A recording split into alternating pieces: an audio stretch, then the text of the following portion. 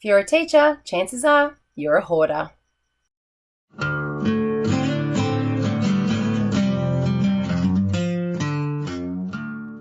Hi guys, welcome to Talk and Chalk. I'm Beck and today I'm doing a very highly requested video on decluttering and storage. So what I did was I went into my storeroom in the classroom and I did some videos in there because I've been clearing out and decluttering and cleaning in there myself. I was about halfway through when I realized that this was, becoming quite a highly requested topic.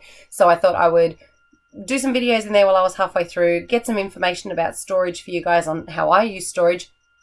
And then I could talk about decluttering as well. So I thought what I would do is show the storage stuff first, and then I'm going to come back and talk about decluttering with you guys. I've got a few basic tips on how I declutter and get rid of things, and hopefully you find them useful. So before I switch to the video of the classroom, I'm just going to remind people that if you want to click to subscribe, all the links and everything are below, including my Twitter and Facebook and yada, yada, yada. So hey, let's switch to the video on my classroom now and see what I do with my storage.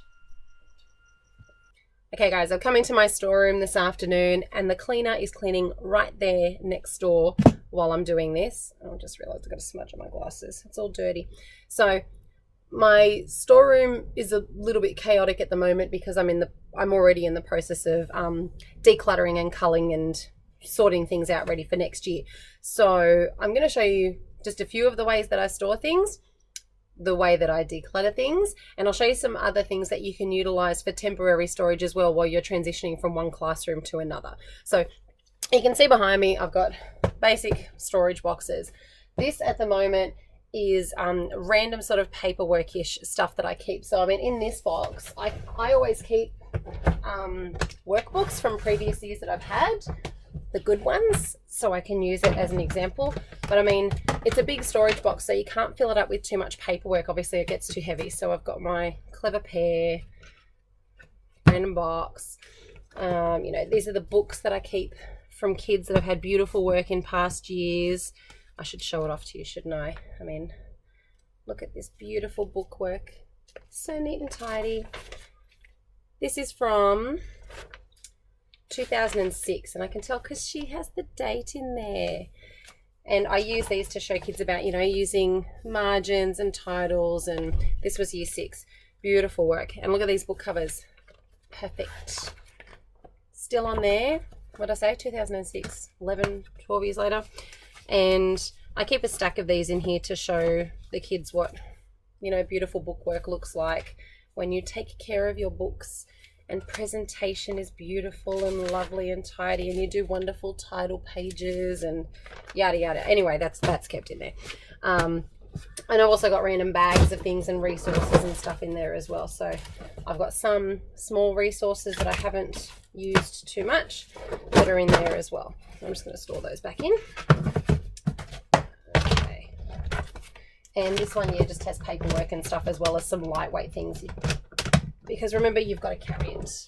And that fits in there perfectly. Okay, our school uses iPad storage. So the trays. So I'll just show you one goes. So this is the normal iPad size, and it just fits straight into that. That way, they can sit on the shelf. And we also have the mini iPads in another case. Same thing. The good thing is once you have them in there, you just plug them in and let them charge. So they're easy to store as well. Okay. Also another way for the box storage, and this is not my personal thing, it's how we do these things. We have a set of quality texts from the library and they come printed with the title on it. So at least this way you can file them back in and go tick, tick, tick. I know all the books are in there. And check it off, and it comes with a bit of paper, same thing, so you can scribble it on there too. So at least when that comes time to store, if I need to store it from one classroom to the next, it's in there ready to go and I can trust it. Okay, what's next? I'm gonna, I think, switch this around so I can show you some other things. Okay, so up here on this shelf you can see some of the storage boxes that I've got. These here, and I'll show you just how big they are. I'll see if I can put my hand on one. Oh, hang on. I'll try and hold the camera a bit differently. So you can see they're fairly big in size. And these are just from places like the Reject Shop or Hot Dollar, and I don't think I've ever paid more than $2 or $3 for one of these boxes, maybe $5 for the bigger ones. The gold one there I've had for at least 7 years.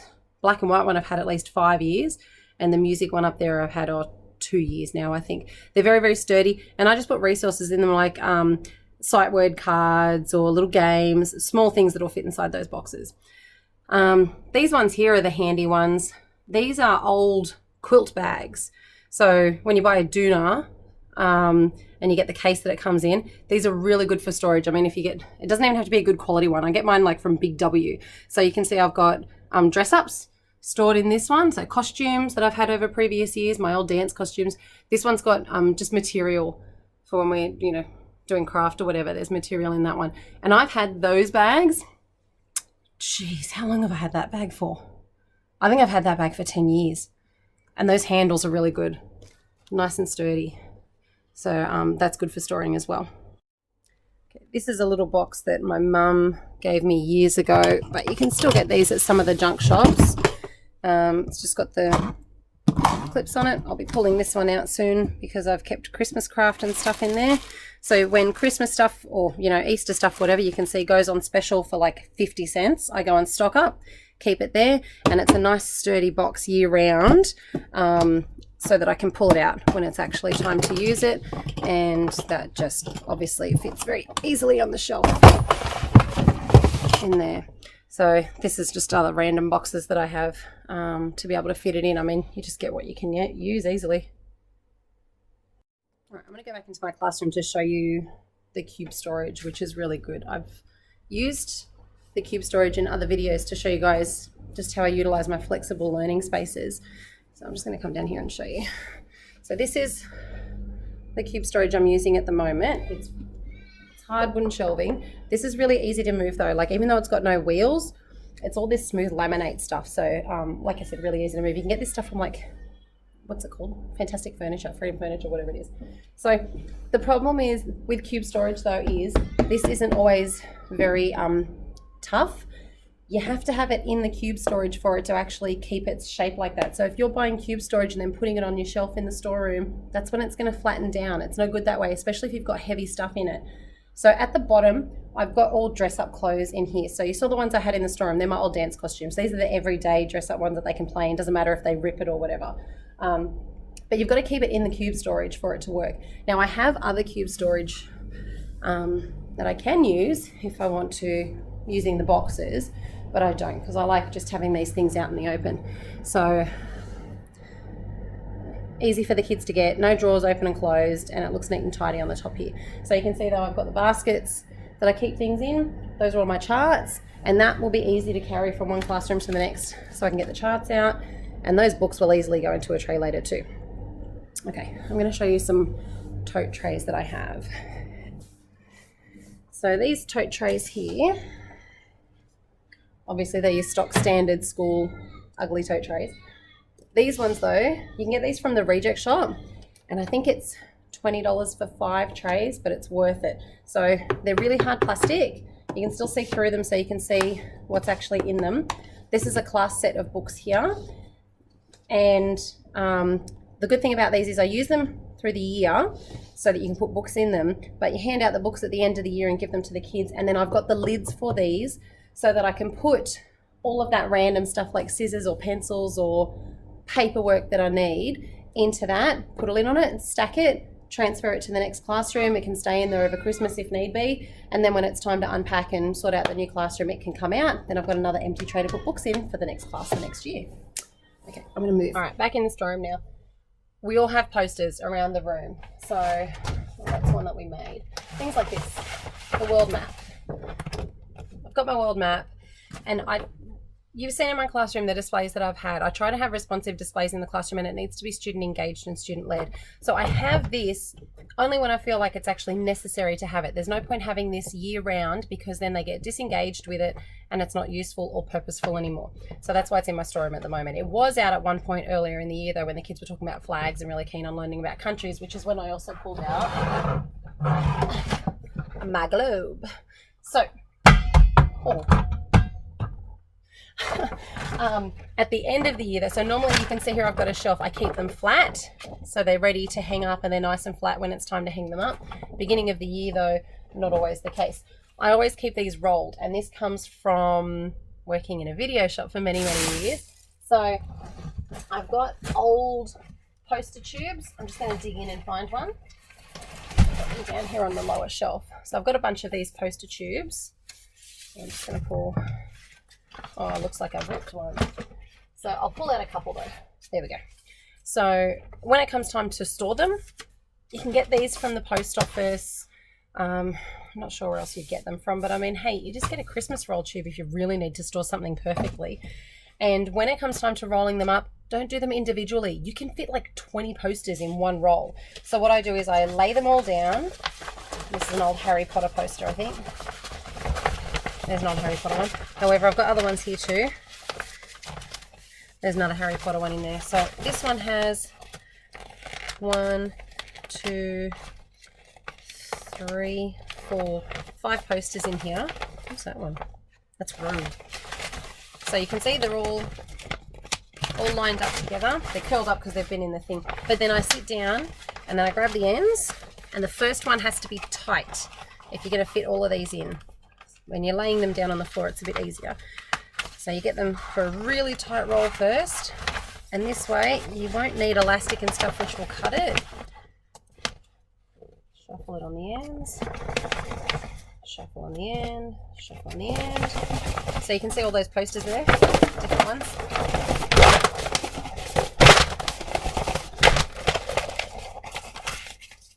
Go to the end, and then that will fit. See how easily that fits in there? So you could see what I mean? You could fit way more in there if you wanted to. In there, done, too easy. I don't even need a lid, it stays in there fine. And then I've just got a little section here on the shelf where the hard ones are sort of bundled up all together. So when you're storing those posters, I recommend you, if you have a space, obviously not everyone has wonderful storeroom space like I've got. If you have it, unroll the ones that you know you're going to need for the year. And you know, if I've got kindy, I wouldn't be using such a detailed map of this. I'd probably want just a map of Australia. So that I'd probably roll up for the year, leave in there. And if the kids decide they want to talk about world maps, I might get it out later on when it's actually happening. And then that way you've got them stored properly. And the same goes for books too. So I've got some books up there. What I do is look at the stage that I'm on, and I dig out all the books that I think are going to be particularly for that stage. And the rest I keep in boxes. I've been teaching long enough now that I pretty much know which resources are where and which box I've got something stored in. So if I really need to go and dig something out, I can dig it out of a box or something like this later on. But at least that way, if it's for that stage, it's there on the shelf, it's ready to go, and easy to refer to. Okay, let's look at what's next. All right, I'm going to double up here with some storage and decluttering. So this is my random craft box. So on my shelf next to this, I have Renix paper, coloured paper, plain art paper ready to go with some plastic sleeves and things. This is my random crap box. Don't discount these. I know they're ugly, but they are so versatile. Well, I shouldn't say versatile. I should say they're hard. They're almost unbreakable, these things. They're great. They store anything. And plenty of handles, so if you need kids to carry them, you can stick 4 around them to carry it. So I always keep my apron in this box so that when we're doing craft and stuff, I can pull that out. It's just wrapped up. And then I've got random stuff in here. So let's look at what I've got and see what I can declutter. So I've got matchsticks there, a bag of that, and that's a good solid bag that I can tape down and keep for next year, so I'll keep that. These are good, these little family people, and it's a neat plastic bag. I'm just going to tidy it up there. This is neat paper, I'm going to keep that. However, random pipe cleaner, random pipe cleaner, random pipe cleaner. Not sure how beneficial that'll be. I might keep that to the maybe side, because what I do at the end of the year is when it comes time to do Christmas craft or end of year craft, my maybe pile is what we make things from, and then I can get rid of it to the kids. So here's another one for the maybe pile. This, however, though, is a nice big bag of stuff. So again, I can take that down and store that. That can go in the bin. So this was a pack that had things in it. I'm going to take out the things that I actually need. That's going to go in the bin. Nice big bag of pegs that I'm going to utilise. Gift bags. Maybe pile. Oh, plastic sleeves. Okay, what else have I got? Oh, there's the family thing. Now I know the other pack was half empty, so I'm going to empty this one out. I'm going to put that half bin, and I'll put that with the other one. Okay, so I'm going to keep going through my box and doing that. So things like this, that's going to be in my random craft pile. So when we do craft later on, the kids can use that and get rid of some of that rubbish for me. Hey, random card that should be somewhere else. This is another good thing. I don't know if you do this. As the year goes on, we find random stuff around our room. Like a card, a domino, one bit of Lego. And sometimes these things aren't in the room at the time. They might have been things that I returned to the math storeroom already and I don't know where it belongs. So I keep a little clip lock bag with me right there. So when the random stuff pops up, there's not that random kid going to the storeroom to try and put it away. There's no mess, whatever. I put it in the bag. And then when it comes to the end of the year and we're sorting things out, that's when I put those things away. I do this each term though, so I shouldn't say I haven't kept these all year long. This has been this term. And of course this term has been messier. I've had lots of things going on. So the random dice that's been missing for a while, when you move furniture and stuff and you suddenly find it, it's there. I can go back to the math storeroom or whatever and put those things away as needed. You'll find other little random things in here as well. Ooh, for painting. I'm sure I've got a spot for those somewhere, so I'll put that to the side for now. But yeah, just keep going through those things, and then that's one of the ways that you can declutter. If you've got something that you know, because my old self would have looked at this and gone, I can use that though, it's still okay, I can scrunch that up and use it, but I mean, look at it. It's not as nice as my other ones. So I'll keep that fresh for next year, and this we'll do something with. This, I don't even know what this is from. Is it attached to something? Oh, it's attached to something. Oh, see, there we go. I can use that, so I'm going to keep that. Okay, that's handy. All right, let's see what else I've got. I'm just heading back out because I've got some other stuff here in my other cupboard. I'm lucky I've got lots of storage in this classroom. So here's my other cupboard.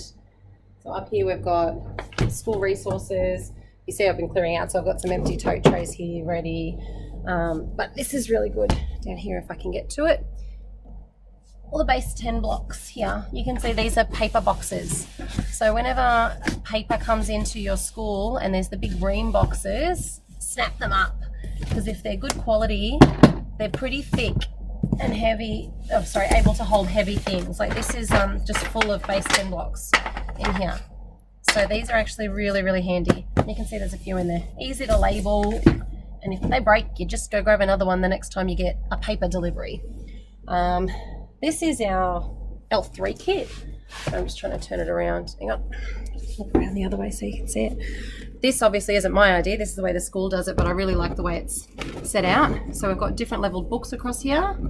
And so there's level 19, there's level 19 behind it here. They're all in their sets. And then it just goes up through the levels. So it's easy to grab, easy to put back. These are really sturdy as well. I've had this all year, like, I don't know, maybe a tiny little tear there where I've been a bit rough with it. Moved it out, easy to carry, which means also that it's easy to put back. There's no bags that you've got to hang anywhere, easy to store on a shelf. I've been using, obviously, magazine boxes as you normally do. These have been emptied out, though, as we get ready for the end of the year, but they're always handy too. And it's good because, you know, as they break, you can tape them up, and then when you get to the new year, you just get new ones. No biggie. Okay. Not sure I've got anything else. I'll have a look. All right, I think that's all I've got in my classroom, but I'm sure I'll think of something when I get back home and video the other parts of this as well when it comes to decluttering. So see you back at home. Okay, so you can see a lot of it is really basic, simple stuff that I'm sure a lot of you do. The biggest things that I can recommend, though, are obviously the cube storage. And if you're going to use cube storage boxes, to actually use the frame that it comes in, what do you call that, the shelving that it comes in. And if you can find trays with the lids, they're great as well. But, you know, ultimately we've got lots of access to magazine boxes and tote trays and all those sorts of things as well. It's just lots of other quirky things that I try to find along the way to be able to store things in. But decluttering is the key. You would have seen that half of my storeroom is empty. And a lot of that is because I use school resources. So I use the things from the math store, from the literacy store, you know, games and all those sorts of things. I use the library books. You would have seen some of the books that are on my shelves there. That is nothing compared to what I used to have. I used to have actual full-on bookcases in my classroom full of secondhand books. So I would quite often scour the secondhand bookstore and just buy tons and tons and tons of books to make sure that my students had access to reading, because really they just need access to books. I've had too many students in my career that just don't have books at home, which is really sad.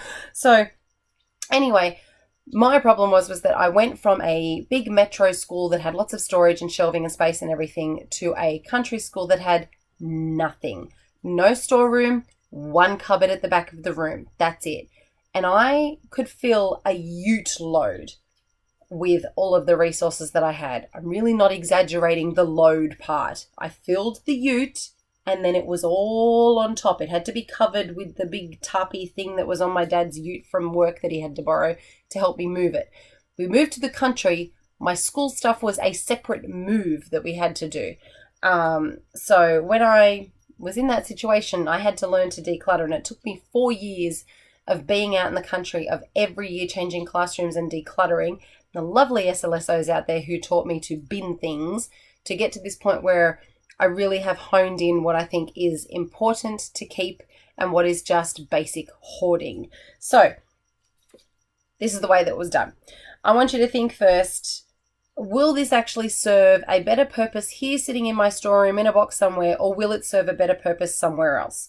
Will it serve a better purpose being donated to a beginning teacher, donated to another teacher that has nothing, donated to a brand new person, donated to a family, donated to a student, donated to the salvos? Where is that serving its best purpose? Because if it's sitting on the shelf for 5 years, it's a waste.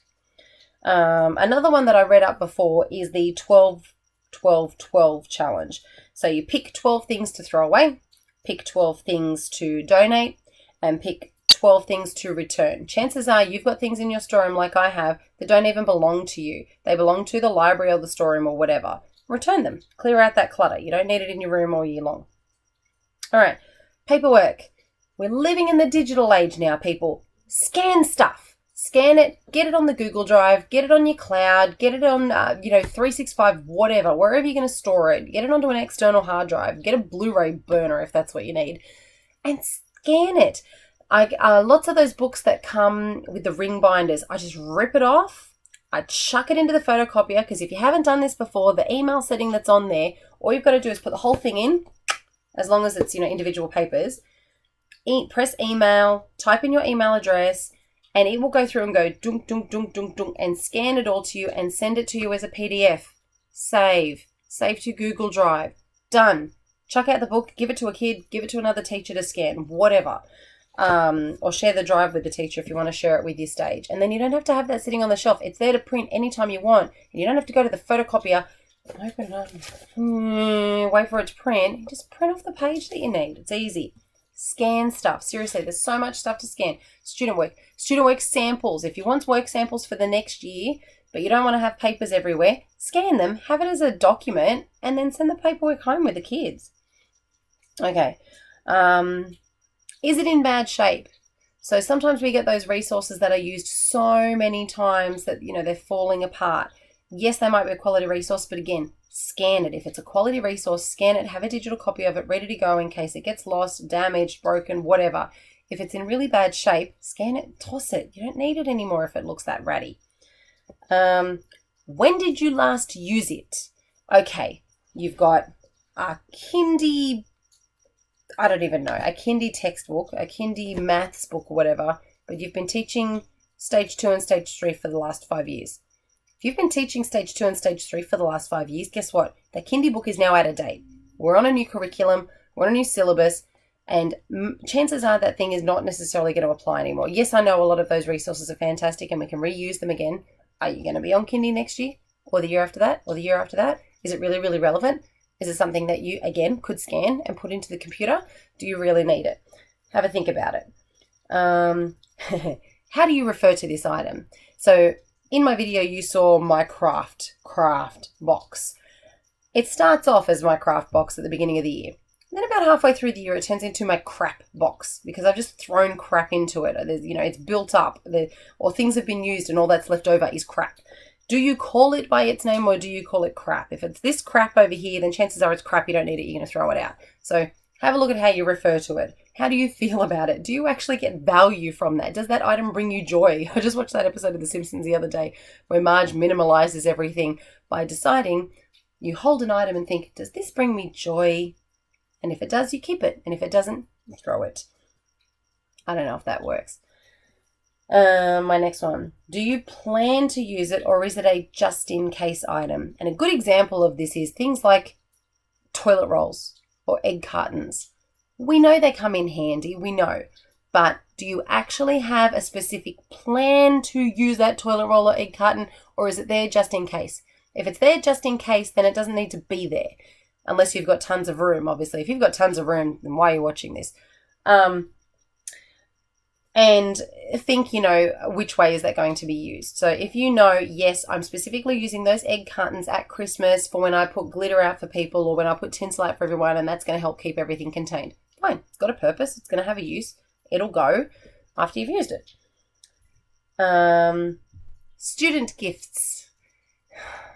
We acquire a lot of these things, and some of them are so beautifully made or handmade or made with love and care, and we just can't part with them. A good example of that is one ceramic dish that I got one year that I think was hand-painted by the mum. It was a very nice looking thing. It was a tiny little, I should say, square sort of dish that was meant to hold Christmas lollies.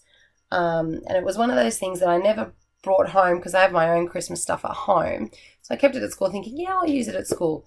I'll use it at school once a year to put a handful of lollies in for kids to touch and flies to get to because it doesn't actually have a lid. Do I keep that? So I had that for a number of years, and the only reason I couldn't part with it is because he'd written his name on it. But then I had to get to the point and go, this isn't useful. It doesn't serve a purpose. It's got to go. Very lovely, very thoughtful, and I kept it for a few years, but there's a time and a place, and eventually some of those things have got to go. Sometimes we just got to know to part with something. Ultimately, as teachers, we need to know the difference between collecting, storing, and hoarding. We need to stop the hoarding part. So when you go through your store and you're going through your resources and everything, you can cull that paperwork easily just by utilizing that photocopier to click email and just scan it all in. You don't need to go to the scanner and go one page at a time on those old school scanners and do that. Most of our photocopiers have that capacity, and if they don't, go to Officeworks. They'll show you how to do it. If you've got any tips, though, I'd love to hear them. Thank you very much for watching this one. There was a bit of a ramble, I think, and I think this has gone very, very long, this video. I'm going to edit this together, but I'm pretty sure the videos from the classroom were very long. So I look forward to seeing you in the next one, guys. We're coming close to the end of the term. I hope you all get to clear out your classrooms very easily. If you missed it, I did a live chat about going on to classes next year and suggestions for how you can deal with, changing classrooms or changing schools or changing just situations there. And I had a chat with some lovely people who came online. So you can check that other video out if you go back to the main page. Otherwise, though, I will chuck down my button down here. If you haven't subscribed, just hover over that, click the subscribe button, and I'll chuck one of my other videos up the top there. And I'd love to hear any suggestions for future topics before we reach the end of the year. Thanks, guys. Bye.